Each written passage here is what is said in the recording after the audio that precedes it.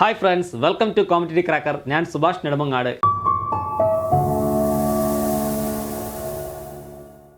ഇന്ന് നമ്മൾ നോക്കാൻ പോകുന്നത് LD ടൈപ്പിസ്റ്റ് പരീക്ഷയുമായി ബന്ധപ്പെട്ട് കിടക്കുന്ന കുറച്ച് കാര്യങ്ങളാണ്.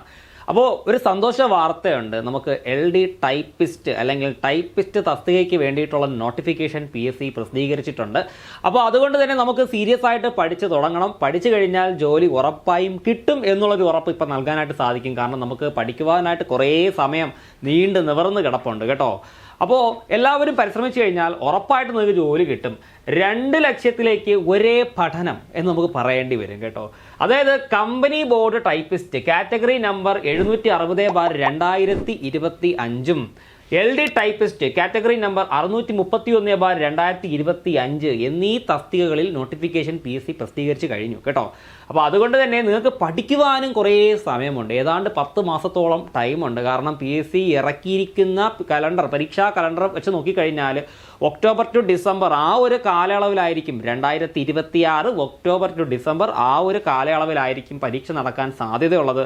അതുകൊണ്ട് തന്നെ ഇപ്പോഴേ പഠിച്ചു തുടങ്ങിക്കഴിഞ്ഞാൽ വളരെ സിസ്റ്റമാറ്റിക് ആയിട്ട് നിങ്ങൾക്ക് ഓരോ കാര്യങ്ങളും വിശദമായിട്ട് പഠിച്ച് മനസ്സിലാക്കി പരീക്ഷയ്ക്ക് റാങ്ക് വാങ്ങി ജോലി ലഭിക്കാനുള്ള ഒരു സാഹചര്യം ഉണ്ട് കേട്ടോ.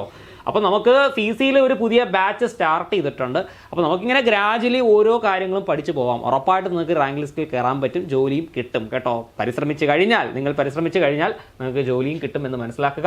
അപ്പോൾ ഈ LD ടൈപ്പിസ്റ്റ് എന്ന് പറയുമ്പോഴത്തേക്ക് വേരിയസ് ആണ്, വിവിധ ഡിപ്പാർട്ട്മെൻറ്റുകളിൽ ജില്ലാ അടിസ്ഥാനത്തിലായിരിക്കും വിളിക്കുന്നത്. സോ അതുകൊണ്ട് തന്നെ അതിന് സാധ്യത ഒരുപാട് കൂടുതലാണ്. അതുപോലെ തന്നെ നമ്മുടെ കമ്പനി കോർപ്പറേഷൻ, ഞാൻ പറഞ്ഞു, പൊല്യൂഷൻ കൺട്രോൾ ബോർഡിലും ഒക്കെ ടൈപ്പിസ്റ്റ് തസ്തികയിൽ വിളിച്ചിട്ടുണ്ട്. സോ നമുക്കൊരു അവസരം ടൈപ്പിസ്റ്റ് പരീക്ഷയ്ക്ക് വേണ്ടി പ്രിപ്പയർ ചെയ്യുന്ന ഉദ്യോഗാർത്ഥികൾക്ക് വലിയ ഒരു അവസരമാണ് PSC ഇപ്പോൾ തുറന്നു തന്നിരിക്കുന്നത്. സോ എല്ലാവരും നന്നായിട്ട് പഠിക്കുക. അപ്പോൾ നമുക്ക് എന്തായാലും പഠിച്ചു തുടങ്ങുവാനായിട്ട് ഞാൻ കുറച്ച് പ്രീവിയസ് ഇയർ ക്വസ്റ്റ്യൻസ് കൊണ്ടുവന്നിട്ടുണ്ട്. നമ്മൾ പഠിക്കുമ്പോൾ എപ്പോഴും മുൻവർഷ ചോദ്യപേപ്പർ വെച്ചുകൊണ്ട് തന്നെ പഠിക്കണം. ആ ക്വസ്റ്റ്യൻ അതുപോലെ തന്നെ ചോദിക്കുമെന്ന് ഉറപ്പ് വരാൻ പറ്റില്ല. പക്ഷേ ആ ക്വസ്റ്റ്യനുമായി ബന്ധപ്പെട്ട് കിടക്കുന്ന എക്സ്ട്രാ ഫാക്റ്റുകൾ പഠിച്ചു കഴിഞ്ഞാൽ നിങ്ങൾക്ക് മാർക്ക് ഉറപ്പായിട്ട് ലഭിക്കും കേട്ടോ. അപ്പോൾ നമ്മൾ ഈ മുൻവർഷ ചോദ്യങ്ങൾ പഠിക്കുമ്പോഴത്തേക്ക് അതിനകത്ത് കിടക്കുന്ന വ്യത്യസ്ത ഓപ്ഷൻസ്, എക്സ്ട്രാ ഫാക്റ്റുകളും ഒക്കെ പഠിക്കുമ്പോൾ നമുക്ക് പുതിയ ചോദ്യങ്ങൾ അറ്റൻഡ് ചെയ്യുമ്പോൾ കുറേ ചോദ്യങ്ങൾ ഇതിനുള്ളിൽ നിന്ന് തന്നെ കിട്ടും. സോ നമുക്ക് കുറേ ചോദ്യങ്ങൾ കൂടി എന്ത് ചെയ്യാം, പഠിക്കാം. സോ ഫസ്റ്റ് ക്വസ്റ്റ്യൻ വളരെ സിമ്പിളായിട്ടുള്ള ഒരു ക്വസ്റ്റ്യൻ ആണ്, നിങ്ങൾക്ക് പലർക്കും അറിയാവുന്ന ഒരു ക്വസ്റ്റ്യൻ ആണ്. The default margin setting in MS word. Microsoft വേർഡിലെ ഡിഫോൾട്ടായിട്ടുള്ള മാർജിൻ സെറ്റിംഗ് ഏതാണ് എന്നുള്ളതാണ് ചോദ്യം. ഡിഫോൾട്ടായിട്ടുള്ള മാർജിൻ സെറ്റിംഗ് ഏതാണ് എന്ന് ചോദിച്ചാൽ option A 0.5 inch, option B 1 inch, option C 1.5 inch, option D 2 inches. അപ്പോൾ ഡിഫോൾട്ടായിട്ടുള്ള മാർജിൻ സെറ്റിങ്സ് ഏതാണ്? നമുക്കറിയാം, നമ്മുടെ മൈക്രോസോഫ്റ്റ് വേർഡിലെ ഡിഫോൾട്ട് മാർജിൻ എന്ന് പറയുന്നത് നോർമൽ മാർജിൻ ആണ് അല്ലേ. നോർമൽ മാർജിൻ ആണ്. മാർജിൻ ഒരുപാട് തരത്തിലുണ്ട്. നോർമൽ മാർജിൻ ഉണ്ട്, നാരോ മാർജിൻ ഉണ്ട്, അതുപോലെ തന്നെ മോഡറേറ്റ് മാർജിൻ ഉണ്ട്, മിറർ മാർജിൻ ഉണ്ട്, ഒരുപാട് തരത്തിലുള്ള മാർജിൻസ് ഉണ്ട്. പക്ഷേ ഡിഫോൾട്ടായിട്ട് നമ്മൾ മറ്റ് മാർജിൻ സെറ്റിങ്സ് ഒന്നും ചെയ്തില്ല എന്നുണ്ടെങ്കിൽ നമ്മുടെ മാർജിൻ എന്ന് പറയുന്നത് നോർമൽ മാർജിൻ ആണ്. അപ്പോൾ നോർമൽ മാർജിൻ്റെ അളവാണ് ഇവിടെ ചോദിച്ചിരിക്കുന്നത് കേട്ടോ. അപ്പോൾ ഏതായിരിക്കും കറക്റ്റ് ആൻസർ?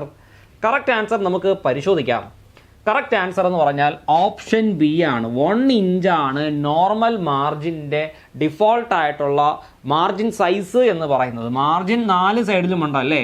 ലെഫ്റ്റ് മാർജിൻ ഉണ്ട്, റൈറ്റ് മാർജിൻ ഉണ്ട്, ടോപ്പ് മാർജിൻ ഉണ്ട്, ബോട്ടം മാർജിൻ ഉണ്ട്. ഈ 4 വശങ്ങളിലും 1 ഇഞ്ച് വീതമായിരിക്കും എന്ത് ചെയ്യുന്നത്, സ്പേസിങ് എന്ന് പറയുന്നത് കേട്ടോ. പിന്നീട് നമുക്ക് നമ്മുടെ ആവശ്യാനുസരണം വേണമെങ്കിൽ എന്ത് ചെയ്യാം, കസ്റ്റമൈസ് ചെയ്യാം കേട്ടോ. നമുക്ക് കസ്റ്റമൈസ് ചെയ്യാനായിട്ട് സാധിക്കും. അപ്പോൾ 1 ഇഞ്ചാണ് എന്ന് ഞാൻ പറഞ്ഞു. ഇനി ഇത് സെൻറ്റിമീറ്ററിൽ എത്രയാണ് എന്ന് PSCക്ക് ചോദിക്കാൻ തോന്നിക്കഴിഞ്ഞാൽ 1 ഇഞ്ച് അതായത് 2.54 സെൻറ്റിമീറ്റർ ആണ്. 2.54 സെൻറ്റിമീറ്റർ. ഒരു പക്ഷേ ഓപ്ഷനിൽ 1 ഇഞ്ച് എന്ന് പറയുമ്പോൾ എല്ലാവർക്കും അറിയാം. പരീക്ഷ ഒന്ന് ഘടിപ്പിക്കാമെന്ന് ചോദ്യകർത്താവ് വിചാരിച്ചു കഴിഞ്ഞാൽ ചോദിക്കാം, നമ്മുടെ default margin setting in MS word സെൻറ്റിമീറ്ററിലായിരിക്കും തരുന്നത്. അപ്പോൾ എത്ര സെൻറ്റിമീറ്റർ ആണെന്ന് ചോദിച്ചാൽ പറയുക 2.54 സെൻറ്റിമീറ്റർ ആണ്. 2.54 സെൻറ്റിമീറ്റർ ആണ് എന്ന് എന്ത് ചെയ്യുക, മനസ്സിലാക്കുക കേട്ടോ. അപ്പോൾ നല്ലൊരു ചോദ്യമാണ്, വിട്ടുകളയരുത്. The default margin setting in MS word is എത്ര എന്ന് ചോദിച്ചാൽ പറയുക 1 ഇഞ്ച് ആണ്. അതിൻ്റെ സെൻറ്റിമീറ്ററിൽ പറഞ്ഞാലോ 2.54 സെൻറ്റിമീറ്റർ ആണ് എന്നുള്ള കാര്യവും പറയാം. വേണമെങ്കിൽ സ്റ്റേറ്റ്മെൻറ്റ് ടൈപ്പിൽ ചിലപ്പോൾ ചോദിക്കും മാർജിൻ സൈസ് കസ്റ്റമൈസബിൾ ആണോ, കസ്റ്റമൈസ് ചെയ്യാൻ കഴിയുമോ, നമുക്ക് മാറ്റങ്ങൾ വരുത്തുവാൻ സാധിക്കുമോ എന്ന് ചോദിച്ചാൽ കസ്റ്റമൈസ് ചെയ്യാൻ കഴിയും എന്ന് തന്നെ എന്ത് ചെയ്യുക, ഉത്തരം പറയുക. ഈ പേജ് മാർജിൻ പോലുള്ള സെറ്റിംഗ്സ് നമുക്ക് ഏത് ടാബിൽ നിന്നാണ് ആക്സസ് ചെയ്യാനായിട്ട് സാധിക്കുക എന്ന് ചോദിച്ചാൽ പറയുക പേജ് ലേഔട്ട് ടാബ് കേട്ടോ. പേജ് ലേഔട്ട് ടാബിൽ നിന്നാണ് മാർജിൻ സൈസ് പോലുള്ള കാര്യങ്ങൾ ചേഞ്ച് ചെയ്യാനായിട്ടുള്ള ഓപ്ഷൻ നമുക്ക് കിട്ടുന്നത് കേട്ടോ. പേജ് ലേഔട്ട് ടാബിൽ പോയി കഴിഞ്ഞാൽ അവിടെ page size, page orientation, page margin ഇങ്ങനെയുള്ള കാര്യങ്ങളൊക്കെ നമുക്ക് സെറ്റ് ചെയ്യാനായിട്ട് സാധിക്കും. സോ ഇത് ഇത്രയും നന്നായിട്ട് പഠിക്കുക. ഓക്കെ, ദെൻ നെക്സ്റ്റ് ക്വസ്റ്റ്യനിലേക്ക് നമുക്ക് പോവാം. Line spacing controls. Line spacing എന്തിനെ നിയന്ത്രിക്കുന്നു? നല്ലൊരു ചോദ്യം. ചെറിയ ചോദ്യമാണ് എന്നുണ്ടെങ്കിലും ചിലപ്പോൾ നമ്മൾ ഈ ഓപ്ഷൻസ് ഒക്കെ വായിക്കുമ്പോൾ ചെറിയ ഒരു കൺഫ്യൂഷൻ വന്നേക്കാം. Line spacing controls. Option A space between letters, option B space between words, option C space between lines of text, option D space between pages. അപ്പോൾ ഏതായിരിക്കും കറക്റ്റ് ആൻസർ എന്ന് പറയുന്നത്? ലൈൻ സ്പേസിംഗ് എന്ന് നമ്മൾ കണ്ടിട്ടുണ്ട്, ലൈൻ സ്പേസിംഗ്. അപ്പോൾ ഈ line spacing എന്ന് പറയുമ്പോൾ എന്തിനെയാണ് കൺട്രോൾ ചെയ്യുന്നത് എന്നുള്ളതാണ് ചോദ്യം. ലൈൻ സ്പേസിംഗ് കറക്റ്റ് ആൻസർ പരിശോധിക്കാം. നിങ്ങളുടെ മനസ്സിൽ വരുന്നുണ്ടെങ്കിൽ നിങ്ങൾ ഒന്ന് കമൻറ്റ് ചെയ്തോളൂ. കറക്റ്റ് ആൻസർ എന്ന് പറയുന്നത് ഓപ്ഷൻ സി ആണ്, space between lines of text അല്ലേ. ഓരോ ലൈൻസിനും ഇടയിലുള്ള സ്പേസിങ് അല്ലേ, ഓരോ ലൈൻസിനും ഇടയിലുള്ള സ്പേസിങ്ങിനെ കൺട്രോൾ ചെയ്യുന്ന ഒരു ഓപ്ഷനാണ് ലൈൻ സ്പേസിങ് എന്ന് പറയുന്നത് കേട്ടോ. അപ്പോൾ ഒരു പർട്ടിക്കുലർ ലൈൻ കഴിഞ്ഞാൽ എത്ര സ്പേസ് കഴിഞ്ഞിട്ട് വേണം നമുക്ക് അടുത്ത ലൈനിലെ ടെക്സ്റ്റുകൾ എഴുതേണ്ടത് എന്നുള്ള കാര്യം നമുക്ക് ഡിഫൈൻ ചെയ്യാനായിട്ട് സാധിക്കും. അപ്പോൾ മനസ്സിലാക്കുക, ലൈൻ സ്പേസിംഗ് കൺട്രോൾ ചെയ്യുന്നത് എന്താണെന്ന് ചോദിച്ചാൽ പറയുക space between lines of text.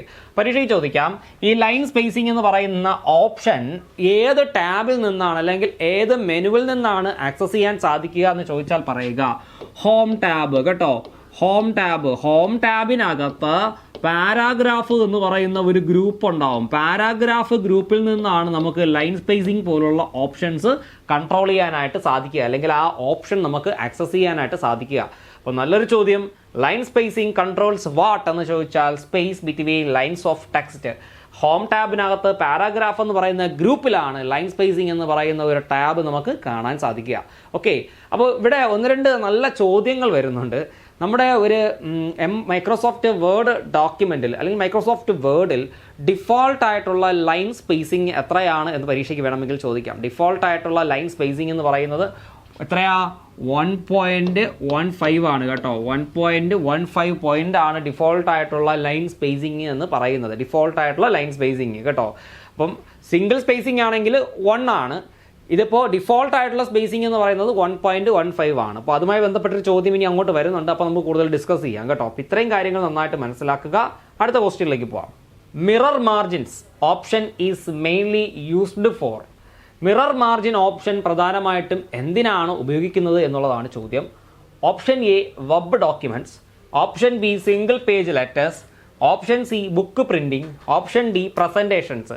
ഇപ്പം മിറർ മാർജിൻ നിങ്ങൾ കേട്ടിട്ടുണ്ടോ? മിറർ മാർജിൻ ഇപ്പോൾ മുമ്പ് നമ്മൾ പരീക്ഷകൾക്കൊക്കെ പഠിച്ചിട്ടുണ്ട് എന്നുണ്ടെങ്കിൽ അതിനെക്കുറിച്ചൊരു ധാരണ ഉണ്ടാവും. മിറർ മാർജിൻ എന്തിനാണ് ഉപയോഗിക്കുന്നത് എന്ന് ചോദിച്ചു കഴിഞ്ഞാൽ പറയുക ബുക്ക് പ്രിന്റിങ്ങിന്. അതായത് നമ്മൾ പ്രിന്റ് എടുത്തിട്ട് എന്ത് ചെയ്യും? ബുക്കാക്കും അല്ലേ, ബുക്കായിട്ട് അത് പ്രിന്റ് ചെയ്യും. അപ്പോൾ ബുക്ക് പ്രിന്റിങ്ങിന് വേണ്ടിയിട്ട് ഇപ്പോൾ ഡബിൾ സൈഡിലൊക്കെ നമുക്ക് എന്ത് ചെയ്യേണ്ടതായിട്ട് വരും? പ്രിന്റ് ചെയ്യേണ്ടതായിട്ട് വരും. ബാക്ക് ടു ബാക്ക് ഒക്കെ പ്രിന്റ് ചെയ്യേണ്ടതായിട്ട് വരും. അത്തരം സമയങ്ങളിൽ നമ്മൾ യൂസ് ചെയ്യുന്ന ഒരു മാർജിനാണ് എന്തെന്ന് പറയുന്നത് മിറർ മാർജിൻ എന്ന് പറയുന്നത് കേട്ടോ. മിറർ മാർജിൻ എന്ന് പറയുന്നത് മനസ്സിലാക്കുക. Mirror margin option is mainly used for എന്തിനാണെന്ന് ചോദിച്ചാൽ പറയുക ബുക്ക് പ്രിന്റ് ചെയ്യാൻ വേണ്ടിയിട്ടാണ്.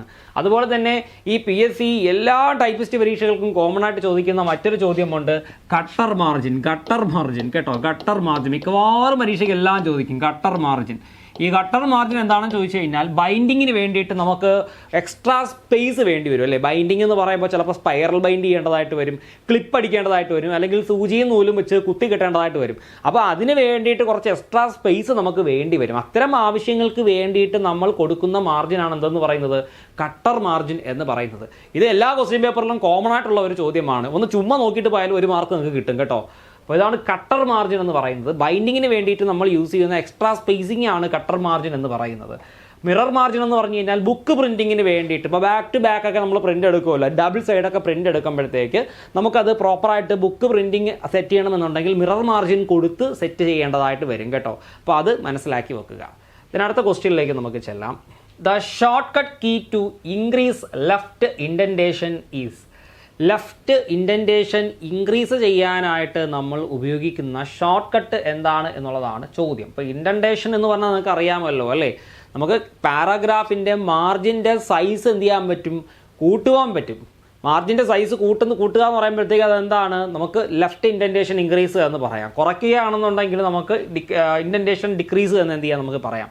അപ്പോൾ ലെഫ്റ്റ് ഇൻഡൻറ്റേഷൻ ഇതൊരു മാർജിനാണ് എന്നുണ്ടെങ്കിൽ, ഇതൊരു പാരാഗ്രാഫ് ആണ് എന്നുണ്ടെങ്കിൽ ഇതിൻ്റെ ഇൻഡൻറ്റേഷൻ നമുക്ക് എന്ത് ചെയ്യാൻ പറ്റും, ഇവിടെ നിന്നും ഈ ഭാഗത്തേക്ക് നമുക്ക് എന്ത് ചെയ്യാൻ പറ്റും, ഇതിൻ്റെ കുറച്ചും കൂടി സ്പേസ് കൂട്ടി കൊടുക്കുവാനായിട്ട് സാധിക്കും കേട്ടോ.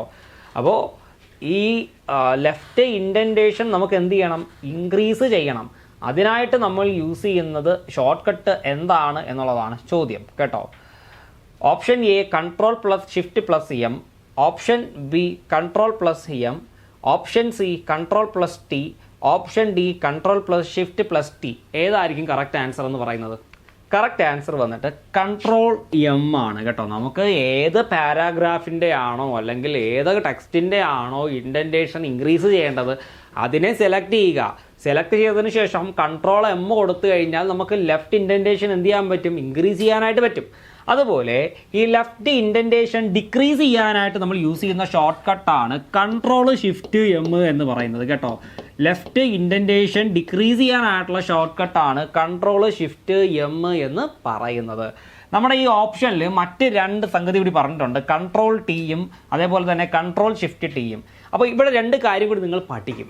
നമുക്ക് ഹാങ്ങിങ് ഇൻഡൻറ്റേഷൻ എന്ന് പറയുന്ന ഒരു ഇൻഡൻറ്റേഷൻ ഉണ്ട്. ഹാങ്ങിങ് ഇൻഡൻറ്റേഷൻ എന്ന് പറഞ്ഞു കഴിഞ്ഞാൽ ഇവിടെ ഫസ്റ്റ് ലൈന് ഇങ്ങനെ നിൽക്കും, ബാക്കിയുള്ള ലൈൻസൊക്കെ ഇതാ ഇങ്ങനെ നിൽക്കും.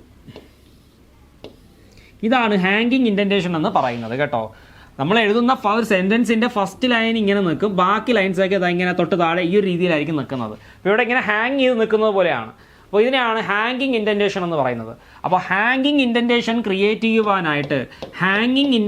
ക്രിയേറ്റ് ചെയ്യുവാനായിട്ട് യൂസ് ചെയ്യുന്ന ഷോർട്ട് കട്ടാണ് എന്തെന്ന് പറയുന്നത്, കൺട്രോൾ ടി എന്ന് പറയുന്നത്. ഇനി ഈ കൺട്രോൾ ഷിഫ്റ്റ് ടി എന്ന് പറഞ്ഞു കഴിഞ്ഞാൽ നമുക്ക് എന്ത് ചെയ്യാം, ഹാങ്ങിങ് ഇൻഡൻറ്റേഷൻ റെഡ്യൂസ് ചെയ്യാനായിട്ട് പറ്റും. ഹാങ്ങിങ് ഇൻഡൻറ്റേഷനെ എടുത്ത് മാറ്റുവാനായിട്ട് സാധിക്കും. അതിനായിട്ടാണ് കൺട്രോൾ ഷിഫ്റ്റ് ടി എന്ത് ചെയ്യുന്നത് നമ്മൾ യൂസ് ചെയ്യുന്നത് കേട്ടോ. ഇതൊക്കെ റെയർ ആയിട്ടുള്ള ചോദ്യങ്ങളാണ്, റാങ്ക് മേക്കിംഗ് ചോദ്യങ്ങളാണ്. തുടക്കത്തിലേ ഇങ്ങനെയുള്ള ചോദ്യങ്ങൾ പഠിച്ചു പോയി കഴിഞ്ഞാൽ ഉറപ്പായിട്ട് നിങ്ങൾക്ക് എക്സാമിന് നല്ല രീതിയിൽ മാർക്ക് സ്കോർ ചെയ്യാനായിട്ട് സാധിക്കും കേട്ടോ. അപ്പോൾ കൺട്രോൾ പ്ലസ് ടി എന്ന് പറഞ്ഞാൽ ഹാങ്ങിങ് ഇൻഡൻറ്റേഷൻ ക്രിയേറ്റ് ചെയ്യാനായിട്ട് യൂസ് ചെയ്യുന്ന ഷോർട്ട് കട്ടാണ്. കൺട്രോൾ ഷിഫ്റ്റ് ടി എന്ന് പറഞ്ഞു കഴിഞ്ഞാൽ ഹാങ്ങിങ് ഇൻഡൻറ്റേഷൻ റെഡ്യൂസ് ചെയ്യാനായിട്ട് യൂസ് ചെയ്യുന്ന ഷോർട്ട് കട്ടാണ് എന്നുള്ള കാര്യം മനസ്സിലാക്കുക. അപ്പം നല്ലൊരു ചോദ്യമാണ് ഇപ്പോൾ നിങ്ങളുടെ സ്ക്രീനിൽ ഇവിടെ കണ്ടുകൊണ്ടിരിക്കുന്നത്. The shortcut key to increase left indentation ഏതാണ് എന്ന് ചോദിച്ചാൽ പറയുക ഉത്തരം കൺട്രോൾ എം. ഓക്കെ, സോ ഇത്രയും കാര്യങ്ങൾ നിങ്ങൾക്ക് മനസ്സിലായി എന്ന് ഞാൻ വിശ്വസിക്കുന്നു. നമുക്ക് മെല്ലെ അടുത്ത ക്വസ്റ്റ്യനിലേക്ക് പോവാം. Which line spacing option provides double spacing? ഒരു കുഞ്ഞു ചോദ്യം, പക്ഷേ വേണമെങ്കിൽ പരീക്ഷാ ഹാളിലിരുന്ന് ഉദ്യോഗാർത്ഥിക്ക് ഒന്ന് കൺഫ്യൂഷൻ അടിക്കാൻ കഴിയുന്ന ചോദ്യവും കൂടിയാണ് കേട്ടോ. കടന്ന് ചിന്തിച്ചു കഴിഞ്ഞാൽ ചിലപ്പോൾ തെറ്റിപ്പോവും. ജസ്റ്റ് സിമ്പിളായിട്ട് ചിന്തിച്ചു കഴിഞ്ഞാൽ ഉത്തരം ശരിയുമാവും. അപ്പോൾ which line spacing option provides double spacing? ഏത് ലൈൻ സ്പേസിംഗ് ഓപ്ഷനാണ് ഡബിൾ സ്പേസിംഗ് നൽകുന്നത് എന്നാണ് ചോദ്യം. Option A 1.15, option B 1.5, option C 2.0, option D exactly. അപ്പോൾ ഡബിൾ സ്പേസിംഗ് നൽകുന്ന ലൈൻ സ്പേസിംഗ് ഓപ്ഷൻ ഏതാണ് എന്ന് ചോദിച്ചാൽ ഒരുപാട് ചിന്തിക്കേണ്ട ആവശ്യമൊന്നുമില്ല. ഡബിൾ എന്ന് പറഞ്ഞാൽ 2, സോ 2.0 ആണ് കറക്റ്റ് ആൻസർ, അല്ലെങ്കിൽ 2 ആണ് കറക്റ്റ് ആൻസർ എന്ന് പറയുന്നത് കേട്ടോ. 2 ആണ് കറക്റ്റ് ആൻസർ എന്ന് പറയുന്നത്. അപ്പം നമ്മൾ ഡബിൾ സ്പേസിങ്ങിന് വേണ്ടിയിട്ട് കൊടുക്കുന്നത് എന്താണ്, 2 ആണ് എന്നുള്ള കാര്യം എന്ത് ചെയ്യുക, മനസ്സിലാക്കുക. 1.15 എന്ന് പറയുന്നത് മൈക്രോസോഫ്റ്റ് വേർഡിലേക്ക് എന്താണെന്ന് ഞാൻ നേരത്തെ പറഞ്ഞു. ഡിഫോൾട്ട് ലൈൻ സ്പേസിംഗ് ആണ്. നന്നായിട്ട് പഠിക്കുക. 1.15 എന്ന് പറഞ്ഞു കഴിഞ്ഞാൽ മൈക്രോസോഫ്റ്റ് വേർഡിലെ ഡിഫോൾട്ട് ലൈൻ സ്പേസിംഗ് ആണ് എന്ന് അറിഞ്ഞിരിക്കുക കേട്ടോ. 1.5 എന്ന് പറഞ്ഞു കഴിഞ്ഞാൽ 1.5 എന്ന് പറയുന്ന ഒരു അർത്ഥമാണ്. ഒരു 1.5 പോയിന്റ് ലൈൻ സ്പേസിംഗ് നമുക്ക് എന്ത് ചെയ്യാൻ പറ്റും, കൊടുക്കുവാനായിട്ട് സാധിക്കും. 2.0 എന്ന് പറയുമ്പോഴത്തേക്ക് ഡബിൾ സ്പേസിങ്, 3 എന്ന് പറഞ്ഞു കഴിഞ്ഞാലോ ട്രിപ്പിൾ സ്പേസിങ്. അപ്പോൾ അങ്ങനെയാണ് ഇതിൻ്റെ ഒരു സബ്സ്റ്റിറ്റ്യൂഷൻ എന്ന് പറയുന്നത് കേട്ടോ. അപ്പോൾ which line spacing option provides double spacing എന്ന് ചോദിച്ചാൽ ഉത്തരം എന്താണ്? ഓപ്ഷൻ സി 2 ആണ് കറക്റ്റ് എന്ന് പറയുന്നത് കേട്ടോ. നന്നായിട്ട് പഠിച്ചുകൊള്ളുക. Left and right indentation can be adjusted using. നമുക്ക് ലെഫ്റ്റ് ഇൻഡന്റേഷനും റൈറ്റ് ഇൻഡന്റേഷനും അഡ്ജസ്റ്റ് ചെയ്യാനായിട്ട് സാധിക്കും. അതിന് മുന്നേ ഒരു കാര്യം പറഞ്ഞു തരാം. ഈ ലെഫ്റ്റ് ഇൻഡന്റേഷനും റൈറ്റ് ഇൻഡന്റേഷനും അഡ്ജസ്റ്റ് ചെയ്യാനായിട്ടുള്ള കമാൻഡ്സ്, ടാബ്, ഓപ്ഷൻസ് എവിടെയാണ് കാണാൻ സാധിക്കുക എന്ന് പരീക്ഷയ്ക്ക് ചോദിച്ചാൽ അതിൻ്റെ ഒരു റൂട്ടും കൂടി അറിഞ്ഞിരിക്കുക. ഹോം ടാബിൽ പാരാഗ്രാഫ് എന്ന് പറയുന്ന ഒരു ഗ്രൂപ്പ് ഉണ്ട്. ഹോം ടാബിൽ പാരാഗ്രാഫ് എന്ന് പറയുന്ന ഗ്രൂപ്പിലാണ് ഇൻക്രീസ് ഇൻഡന്റേഷനും ഡിക്രീസ് ഇൻഡന്റേഷൻ്റെയും ഓപ്ഷൻ കാണാൻ സാധിക്കുക കേട്ടോ. അപ്പോൾ ലെഫ്റ്റ് ഇൻഡന്റേഷനും റൈറ്റ് ഇൻഡന്റേഷനെയും അഡ്ജസ്റ്റ് ചെയ്യുന്നത് ഹോം ടാബിൽ പാരാഗ്രാഫ് എന്നുള്ള ഗ്രൂപ്പിൽ നിന്നുകൊണ്ടാണ് എന്നുള്ള കാര്യം മനസ്സിലാക്കുക. സോ അതുകൊണ്ട് തന്നെ ഇപ്പോൾ നിങ്ങൾക്ക് ഏതാണ്ട് കാര്യം മനസ്സിലായി കാണും ഇതിൻ്റെ answer. Option A page setup, option B paragraph dialog box, option C insert tab, option D review tab. Correct answer ഏതാണ്? നിങ്ങൾ മനസ്സിൽ വിചാരിക്കുന്നത് തന്നെയാണ് കേട്ടോ. Correct answer option B paragraph dialog box ആണ് കേട്ടോ. പാരാഗ്രാഫ് ഡയലോഗ് ബോക്സ് ആണ് കറക്റ്റ് ആൻസർ എന്ന് പറയുന്നത്. അപ്പോൾ left and right indentation can be adjusted using എന്താണ്? Option B paragraph dialog box. Paragraph dialog box. നമുക്ക് അടുത്ത ക്വസ്റ്റ്യനിലേക്ക് ചെല്ലാം. Which view is best suited for editing large documents with headings and subheadings? കേട്ടോ. അപ്പോൾ ഇവിടെ ഡോക്യുമെൻ്റ് വ്യൂസുമായിട്ട് ബന്ധപ്പെട്ട് കിടക്കുന്ന ഒരു ചോദ്യമാണ്. അതായത് നമുക്ക് ലാർജ് ഡോക്യുമെൻറ്റ്സിനെ ഹെഡിങ്സും സബ് ഹെഡിങ്സും ഒക്കെ കണ്ടുകൊണ്ട് ലാർജ് ഡോക്യുമെൻറ്റ്സിനെ എഡിറ്റ് ചെയ്യുവാനായിട്ട് വളരെ കംഫർട്ടബിൾ ആയിട്ടുള്ള ഒരു വ്യൂ ഏതാണ് എന്നുള്ളതാണ് ചോദ്യം.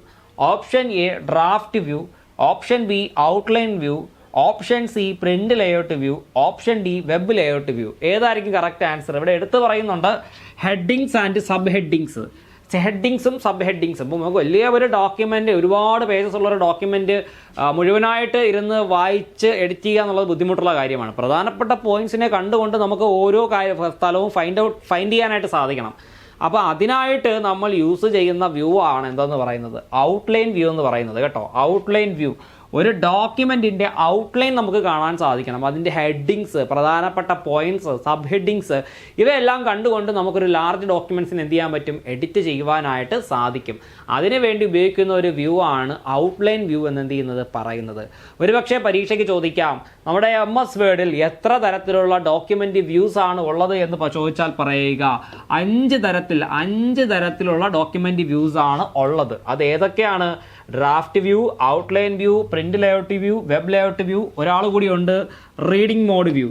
റീഡിംഗ് മോഡ് വ്യൂ കേട്ടോ. റീഡിംഗ് മോഡ് വ്യൂ നന്നായിട്ട് പഠിക്കുക. അപ്പോൾ അതിൽ ഈ ഡ്രാഫ്റ്റ് വ്യൂ എന്ന് പറഞ്ഞാൽ നമ്മുടെ ഡോക്യുമെൻറ്റിൻ്റെ ഒരു കരട് രൂപം. നമ്മൾ ഈ ഡോക്യുമെൻറ്റിനകത്ത് ചിലപ്പോൾ ടേബിൾസും പിക്ചേഴ്സും ക്ലിപ്പ് ആർട്ടും അങ്ങനെയുള്ള കാര്യങ്ങളൊക്കെ ആഡ് ചെയ്യും. അതൊന്നും ഇല്ലാതെ പ്യുവർലി ടെക്സ്റ്റ് മാത്രം വായിക്കാൻ സാധിക്കുന്ന തരത്തിലുള്ള വ്യൂ ആണ് എന്തെന്ന് പറയുന്നത്? ഡ്രാഫ്റ്റ് വ്യൂ എന്ന് പറയുന്നത്. അവിടെ നമ്മൾ ആഡ് ചെയ്ത പല എലമെൻറ്റുകളൊന്നും കാണാൻ പറ്റത്തില്ല.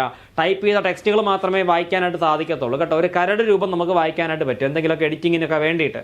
പിന്നെ ഔട്ട്ലൈൻ വ്യൂ ഞാൻ പറഞ്ഞു. ദെൻ പ്രിന്റ് ലേഔട്ട് വ്യൂ എന്ന് പറഞ്ഞു കഴിഞ്ഞാൽ ഒരു യൂസറായ നമ്മൾ ഒരു ഡോക്യുമെൻ്റ് ടൈപ്പ് ചെയ്യുന്ന വ്യൂ ആണ് പ്രിന്റ് ലേഔട്ട് വ്യൂ എന്ന് പറയുന്നത്. നമ്മളൊരു ഡോക്യുമെൻ്റ് ടൈപ്പ് ചെയ്ത് ഡിസൈൻ ചെയ്യുന്ന വ്യൂ എന്ന് പറയുന്നത് പ്രിന്റ് ലേഔട്ട് വ്യൂ ആണ്. മൈക്രോസോഫ്റ്റ് വേർഡിലെ ഡിഫോൾട്ട് വ്യൂ ആണ് പ്രിന്റ് ലേഔട്ട് വ്യൂ എന്ന് പറയുന്നത്. ഡിഫോൾട്ട് വ്യൂ ആണ് പ്രിന്റ് ലേഔട്ട് വ്യൂ എന്ന് എന്ത് ചെയ്യുന്നത് പറയുന്നത്. അത് മനസ്സിലാക്കുക. നമ്മൾ നമ്മുടെ ഡോക്യുമെൻറ്റിനെ പ്രിന്റ് ചെയ്താൽ എങ്ങനെയായിരിക്കും കാണാൻ സാധിക്കുക? അതേപോലെ കാണാൻ സാധിക്കുന്ന ഒരു വ്യൂ ആണ് പ്രിന്റ് ലേഔട്ട് വ്യൂ എന്ന് പറയുന്നത്. ദെൻ വെബ് ലേഔട്ട് വ്യൂ എന്ന് പറഞ്ഞു കഴിഞ്ഞാൽ എന്താണ്? നമുക്ക് നമ്മുടെ ഡോക്യുമെൻറ്റിനെ ഒരു വെബ് ബ്രൗസറിനകത്ത് കൊണ്ട് വെച്ച് കഴിഞ്ഞാൽ എങ്ങനെയായിരിക്കും കാണാൻ സാധിക്കുക? അത്തരത്തിലുള്ള വ്യൂ ആണ് വെബ് ലേഔട്ട് വ്യൂ എന്ന് പറയുന്നത്. ഇവിടെ ഒരു പ്രത്യേകതയുണ്ട്.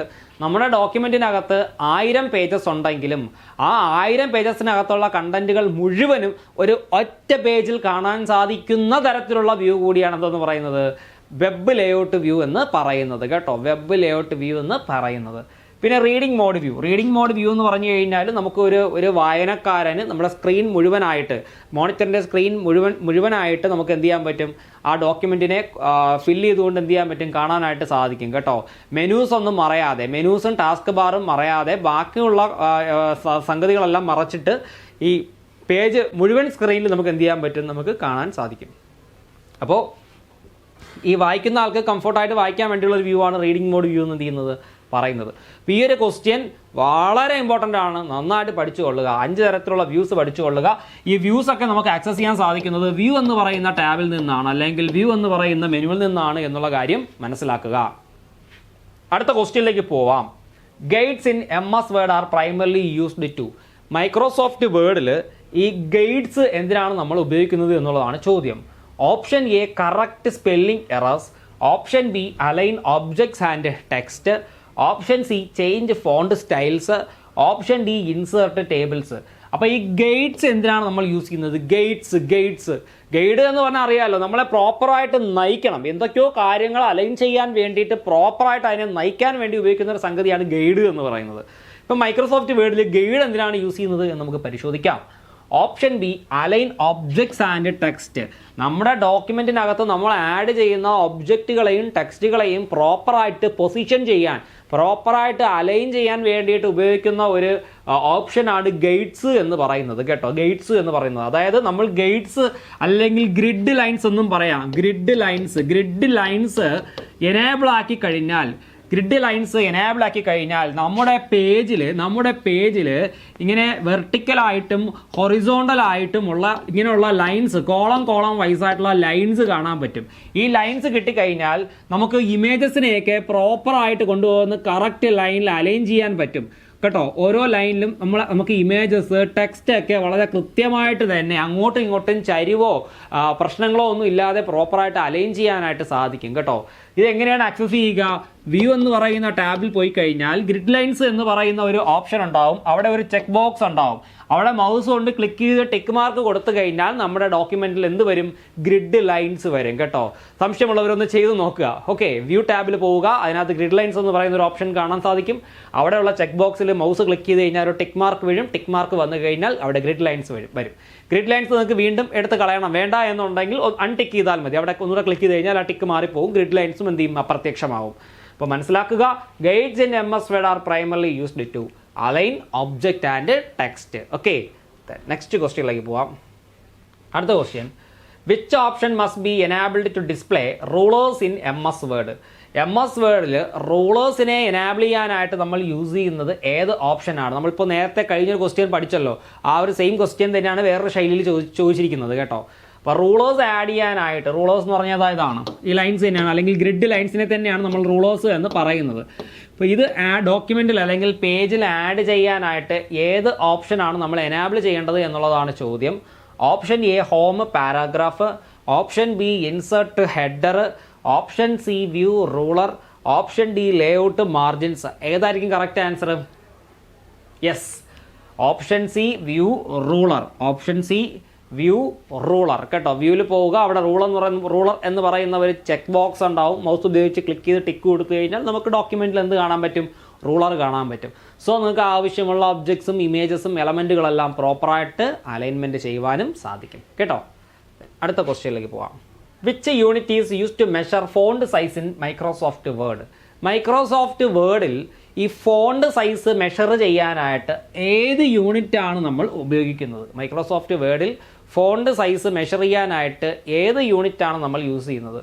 Option A inch, option B pixel, option C point, option D centimetre. എന്തായിരിക്കും കറക്റ്റ് ആൻസർ? നമ്മൾ ഈ ഫോണ്ട് സൈസൊക്കെ നമ്മൾ പറഞ്ഞു കൊടുക്കൂലേ, അപ്പോൾ അത് എന്തിലാണ് പെട്ടെന്ന് ചോദിച്ചാൽ നിങ്ങൾക്ക് ഒരു സംശയം വരും കേട്ടോ. അയ്യോ, അതിനി ഇഞ്ചിലാണോ പിക്സലിലാണോ സെൻറ്റിമീറ്ററിലാണോ എന്നൊക്കെ തിങ്കിങ് പോവും കേട്ടോ. അപ്പോൾ അത് ഉറപ്പിച്ച് പഠിച്ചു വെക്കുക. പോയിന്റ് കേട്ടോ, പോയിന്റ്. നമ്മളിപ്പോൾ 10 PT എന്നൊക്കെയാണ് നമ്മൾ അതിനെ എന്ത് ചെയ്യുന്നത്? സ്പെസിഫൈ ചെയ്യുന്നത് കേട്ടോ. അപ്പം which unit is use to measure font size in MS word എന്ന് ചോദിച്ചാൽ പറയുക പോയിന്റ്. നമ്മുടെ മൈക്രോസോഫ്റ്റ് വേർഡിൽ ഡിഫോൾട്ട് ഫോണ്ട് സൈസ് എന്ന് പറയുന്നത് 11 പോയിന്റ് ആണ് കേട്ടോ. ഡിഫോൾട്ട് ഫോണ്ട് സൈസ് എന്ന് പറയുന്നത് 11 പോയിന്റ് ആണ്. അതുപോലെ ഡിഫോൾട്ട് ഫോണ്ട് ടൈപ്പ് ചോദിച്ചാൽ പറയുക കാലിബ്രി ആണ് ഡിഫോൾട്ട് ഫോണ്ട് ടൈപ്പ് എന്ന് പറയുന്നത്. പരീക്ഷയ്ക്ക് ചോദിക്കാം, നല്ല ഒരു ക്വസ്റ്റ്യൻ ആണ്. ഓക്കെ, ദെൻ അടുത്ത ക്വസ്റ്റ്യനിലേക്ക് പോവാം. Which shortcut key is used to increase font size to the next preset value. നല്ല ഉഗ്രൻ ചോദ്യം. അതായത് നമ്മുടെ ഫോണ്ട് സൈസിനെ അടുത്ത പ്രീസെറ്റ് വാല്യൂയിലേക്ക് നമുക്ക് ഇൻക്രീസ് ചെയ്യണം. അതായത് നിലവിലുള്ള ഫോണ്ട് സൈസിനേക്കാളും പ്ലസ് 2 PT എന്ത് ചെയ്യണം, നമുക്ക് കൂട്ടണം. 2 പോയിന്റ് നമുക്ക് കൂട്ടണം. അതിനായിട്ട് യൂസ് ചെയ്യുന്ന ഷോർട്ട് കട്ട് എന്താണ്? Option A control plus closed square bracket, option B control plus open square bracket, option C control plus shift plus greater than simple, option D control plus shift plus less than simple. എന്തായിരിക്കും correct answer? നല്ലൊരു ചോദ്യമാണ്, നീറ്റായിട്ട് ക്ലാരിറ്റിയോട് പഠിക്കുക. Correct answer എന്ന് പറയുന്നത് option C ആണ്. Control shift greater than simple കൊടുത്തു കഴിഞ്ഞാൽ നിലവിലുള്ള ഫോണ്ട് സൈസിനേക്കാളും 2 പോയിന്റ് എന്ത് ചെയ്യാൻ പറ്റും, ഫോണ്ട് സൈസ് കൂട്ടാനായിട്ട് പറ്റും. അല്ലെങ്കിൽ നെക്സ്റ്റ് പ്രീസെറ്റ് വാല്യൂയിലേക്ക് ഫോണ്ട് സൈസിനെ മാറ്റാനായിട്ട് പറ്റും കേട്ടോ. അതുപോലെ control shift less than simple കൊടുത്തു കഴിഞ്ഞാൽ 2 പോയിന്റ് എന്ത് ചെയ്യാൻ പറ്റും, ഫോണ്ട് സൈസ് കുറയ്ക്കാനായിട്ട് സാധിക്കും. 2 പോയിന്റ് ഫോണ്ട് സൈസ് കുറയ്ക്കാനായിട്ട് സാധിക്കും. അതുപോലെ കൺട്രോൾ പ്ലസ് എന്താ പറയേണ്ടത്, ക്ലോസർ സ്ക്വയർ ബ്രാക്കറ്റ് കൊടുത്തു കഴിഞ്ഞാൽ എന്ത് സംഭവിക്കും, നമുക്ക് 1 പോയിന്റ് എന്ത് ചെയ്യാം, ഫോണ്ട് സൈസ് കൂട്ടാം. ഈ control plus open square bracket കൊടുത്തു കഴിഞ്ഞാൽ 1 പോയിന്റ് ഫോണ്ട് സൈസ് നമുക്ക് കുറയ്ക്കാം. നന്നായിട്ട് പഠിക്കുക. ഈ ക്ലാസ് കാണുമ്പോൾ ഇത് നിങ്ങൾ എഴുതിയെടുക്കുക കേട്ടോ. ഈ ചോദ്യമായിട്ട് വരാം കേട്ടോ. തുടക്കത്തിലേ ഇത്തരത്തിലുള്ള ചോദ്യങ്ങൾ പഠിച്ചു പോയി കഴിഞ്ഞാൽ പിന്നീട് അങ്ങോട്ട് നിങ്ങൾക്ക് വളരെയധികം എളുപ്പമായിരിക്കും. ഓക്കെ, നിങ്ങൾക്ക് മനസ്സിലായി എന്ന് വിശ്വസിക്കുന്നു. അടുത്ത ക്വസ്റ്റ്യനിലേക്ക് പോകാം. Which dialog box contains advanced font effects like small caps and hidden? ഇപ്പോൾ ഏത് ഡയലോഗ് ബോക്സിലാണ് അഡ്വാൻസ്ഡ് ഫോണ്ട് എഫക്റ്റുകളായ സ്മോൾ ക്യാപ്സ് ആൻഡ് ഹിഡൻ ഇത്തരത്തിലുള്ള കാര്യങ്ങളൊക്കെ കാണാൻ സാധിക്കുക, അല്ലെങ്കിൽ അഡ്വാൻസ്ഡ് ആയിട്ടുള്ള ഫോണ്ട് സെറ്റിംഗ്സ് നമുക്ക് ചെയ്യാൻ കഴിയുന്നത് ഏത് ഓപ്ഷനിലാണ്? Option A paragraph dialog box, option B font dialog box, option C page setup dialog box, option D styles dialog box. ഏതായിരിക്കും കറക്റ്റ് ആൻസർ പറയാമോ? Correct answer option B font dialog box കേട്ടോ. Font dialog box നമ്മുടെ ഈ home ടാബിൽ font എന്ന് പറയുന്ന ഒരു group കാണും. ആ ഫോണ്ട് എന്ന് പറയുന്ന ഗ്രൂപ്പിൻ്റെ ഏറ്റവും താഴെയായിട്ട് ഇങ്ങനെ ഒരു കുഞ്ഞ് മാർക്കിംഗ് ഉണ്ടാവും. അവിടെ ക്ലിക്ക് ചെയ്ത് കഴിഞ്ഞാൽ നിങ്ങൾക്ക് ഫോണ്ട് ഡയലോഗ് ബോക്സ് ലഭിക്കും. അവിടെ നിങ്ങൾക്ക് ആവശ്യമായിട്ടുള്ള അഡ്വാൻസ്ഡ് സെറ്റിംഗ്സ് നിങ്ങൾക്ക് പ്രൊവൈഡ് ചെയ്യാൻ പറ്റും. ഈ ക്യാരക്ടർ സ്പേസിംഗ് പോലുള്ള കാര്യങ്ങളൊക്കെ നിങ്ങൾക്ക് അവിടെ എന്ത് ചെയ്യാൻ പറ്റും, സെറ്റ് ചെയ്യാനായിട്ട് സാധിക്കും. അതല്ലാതെ ഫോണ്ട് ഡയലോഗ് ബോക്സ് കിട്ടുവാൻ വേണ്ടിയിട്ടുള്ള ഒരു ഷോർട്ട് കട്ടാണ് കൺട്രോൾ ഡി എന്ന് പറയുന്നത്. കൺട്രോൾ ഡി കൊടുത്തു കഴിഞ്ഞാൽ മൈക്രോസോഫ്റ്റ് വേർഡിൽ കൺട്രോൾ ഡി കൊടുത്തു കഴിഞ്ഞാൽ ഫോണ്ട് ഡയലോഗ് ബോക്സ് എന്ത് ചെയ്യാം, നമുക്ക് ഓപ്പൺ ചെയ്യാം. അപ്പോൾ ഈ കൺട്രോൾ ഡി എന്ന് പറയുന്നത് മൈക്രോസോഫ്റ്റ് വേർഡിൻ്റെ കാര്യമാണ് കേട്ടോ. മൈക്രോസോഫ്റ്റ് വേർഡിൻ്റെ കാര്യമാണ് ഈ പറയുന്നത്.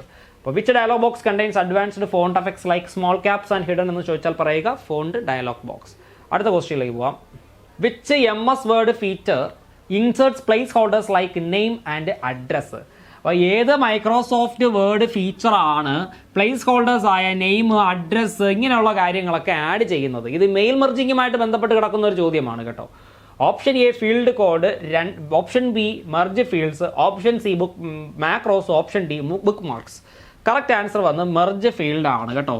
അപ്പോൾ മെയിൽ മെർജിങ് എന്ന് പറയുന്ന ഒരു പ്രോസസ്സ് ഉണ്ട്. നമുക്ക് ഒരു സിംഗിൾ ലെറ്ററിനെ മൾട്ടിപ്പിൾ റെസിപ്പിയൻസിന് വേണ്ടിയിട്ട് അയക്കാനായിട്ട് പറ്റും. അതാണ് മെയിൽ മെർജിങ് എന്ന് പറയുന്നത്. അപ്പോൾ മെയിൽ മെർജിങ്ങിനകത്ത് ഒരാളുടെ അഡ്രസ്സ് കൊടുക്കുമ്പോൾ അയാളുടെ പേര്, അഡ്രസ്സ്, അയാളുടെ സിറ്റി, ഫോൺ നമ്പർ ഇങ്ങനെയുള്ള കാര്യങ്ങളൊക്കെ ആഡ് ചെയ്യേണ്ടതായിട്ട് വരും. അത്തരം കാര്യങ്ങൾ സ്പെസിഫൈ ചെയ്യുവാനായിട്ടാണ് നമ്മൾ പ്ലേസ് ഹോൾഡേഴ്സ് ആഡ് ചെയ്യുന്നത് കേട്ടോ. അപ്പോൾ അതിനെ പറയുന്ന പേരെന്താണ്? മെർജ് ഫീൽഡ് ആണ് എന്നുള്ള കാര്യം മനസ്സിലാക്കുക. Merge field. Okay, merge field. Mail merging നന്നായിട്ട് പഠിക്കുക കേട്ടോ. ഇവിടെ മാക്രോസ് എന്ന സംഗതിയുണ്ട്, അതും കൂടി ഞാൻ പറയാം. മാക്രോസ് എന്ന് പറഞ്ഞു കഴിഞ്ഞാൽ റിപ്പീറ്റഡ് ആയിട്ട് നമ്മൾ ചെയ്യുന്ന ടാസ്കുകളെ ഓട്ടോമാറ്റിക് ആക്കുവാൻ വേണ്ടി അല്ലെങ്കിൽ ഓട്ടോമേറ്റ് ചെയ്യുവാൻ വേണ്ടിയിട്ട് യൂസ് ചെയ്യുന്ന ഒരു ഫംഗ്ഷനാണ് മാക്രോ എന്ന് എന്ത് ചെയ്യുന്നത് പറയുന്നത്. തുടരെ ചെയ്യേണ്ട കാര്യങ്ങൾ ചെയ്യുവാൻ വേണ്ടിയിട്ട് ചെയ്ത പ്രോസസ്സ് തന്നെ എപ്പോഴും ചെയ്യേണ്ട ആവശ്യമില്ല. അതിനെ ഒന്ന് റെക്കോർഡ് ചെയ്ത് വെച്ച് കഴിഞ്ഞാൽ എന്ത് ചെയ്യാൻ പറ്റും, ഒരു സിംഗിൾ ക്ലിക്കിൽ തന്നെ നമുക്കത് എക്സിക്യൂട്ട് ചെയ്യാൻ സാധിക്കും. ഇതിനെയാണ് മാക്രോ ഫംഗ്ഷൻ എന്ന് എന്ത് ചെയ്യുന്നത് പറയുന്നത്. റെപ്പറ്റേറ്റീവ് ആയിട്ടുള്ള ടാസ്കുകളെ ഓട്ടോമേറ്റ് ചെയ്യാൻ നമുക്ക് എന്ത് യൂസ് ചെയ്യാം, മാക്രോ ഫംഗ്ഷൻ യൂസ് ചെയ്യാം. മാക്രോ ഫംഗ്ഷൻ കസ്റ്റമൈസ് ചെയ്യാനായിട്ട് നമ്മൾ ഉപയോഗിക്കുന്ന പ്രോഗ്രാമിംഗ് ലാംഗ്വേജ് എന്ന് പറയുന്നത് വിഷ്വൽ ബേസിക് ആണ് കേട്ടോ. സോ ഇത് മനസ്സിലായി എന്ന് ഞാൻ വിശ്വസിക്കുന്നു. ഓക്കെ ഫ്രണ്ട്സ്, അപ്പോൾ നമ്മൾ പഠിച്ച ക്വസ്റ്റ്യൻസ് എല്ലാം നിങ്ങൾക്ക് മനസ്സിലായി എന്ന് ഞാൻ വിശ്വസിക്കുന്നു. അപ്പോൾ നമുക്ക് 2 ലക്ഷ്യത്തിലേക്ക് ഒരേ പഠനം എന്നുള്ളതാണ് നമ്മുടെ ആപ്തവാക്യം എന്ന് പറയുന്നത്. നമുക്ക് ടൈപ്പിസ്റ്റിൻ്റെ നോട്ടിഫിക്കേഷൻ വന്നിട്ടുണ്ട്, PSC പ്രസിദ്ധീകരിച്ചിട്ടുണ്ട്. സോ വലിയ ഒരു ചാൻസാണ്, വലിയ ഒരു സാധ്യതയാണ് നമ്മുടെ മുന്നിലുള്ളത്. ടൈപ്പിസ്റ്റിന് വേണ്ടി നേരത്തെയുള്ള പരീക്ഷകളൊക്കെ എഴുതിയിട്ട് നിരാശരായിരിക്കുന്ന ഒരുപാട് ആൾക്കാരുണ്ടാവും. അവരൊന്നും വിഷമിക്കേണ്ട, അവർക്ക് പഠിക്കാൻ ഇഷ്ടം പോലെ സമയമുണ്ട്, ഞങ്ങളുടെ സപ്പോർട്ടുമുണ്ട് കേട്ടോ. അപ്പോൾ നമ്മുടെ കോമ്പറ്റീവ് ക്രാക്കറിൽ company board typist, LD typist ഇത്തരം തസ്തികൾക്ക് വേണ്ടിയിട്ടുള്ള ഒരു ന്യൂ ബാച്ച് സ്റ്റാർട്ട് ചെയ്തിട്ടുണ്ട്. അപ്പോൾ കോഴ്സിന് ജോയിൻ ചെയ്യാൻ താല്പര്യമുള്ള ഉദ്യോഗാർത്ഥികളോ അല്ലെങ്കിൽ നിങ്ങളുടെ സുഹൃത്തുക്കളോ ഉണ്ടെങ്കിൽ നിങ്ങൾ വിളിക്കുക. 8590202323 എന്ന് പറയുന്ന നമ്പറിൽ വിളിക്കുക. നിങ്ങളുടെ അഡ്മിഷൻ ഉറപ്പുവരുത്തുക. ഓക്കെ ഫ്രണ്ട്സ്, അപ്പോൾ ഇന്നത്തെ ഈ ഒരു ക്ലാസ് നിങ്ങൾക്ക് എല്ലാവർക്കും നന്നായിട്ട് ഉപകാരപ്പെട്ടു എന്ന് ഞാൻ വിശ്വസിക്കുന്നു. നമ്മൾ കുറേ ക്വസ്റ്റ്യൻസ് ഡിസ്കസ് ചെയ്തു. ഈ ക്വസ്റ്റ്യൻസ് ഒക്കെ തന്നെയായിരിക്കും തിരിച്ചും മറിച്ചും പല രൂപത്തിലും ഭാവത്തിലും ഒക്കെ ചോദിക്കുന്നത്. സോ നന്നായിട്ട് പഠിക്കുക. അതുപോലെ ഈ വീഡിയോ ആദ്യമായിട്ടാണ് കാണുന്നതെങ്കിൽ നിങ്ങളുടെ ചാനൽ സബ്സ്ക്രൈബ് ചെയ്യുക. സബ്സ്ക്രൈബ് ചെയ്ത് അടുത്ത് കാണുന്ന ബെല്ലൈക്കണിൽ പ്രസ് ചെയ്യുക. സോ മറ്റൊരു വീഡിയോ ആയിട്ട് വീണ്ടും കാണാം. എല്ലാ ഫ്രണ്ട്സിനും താങ്ക് യു വെരി മച്ച്.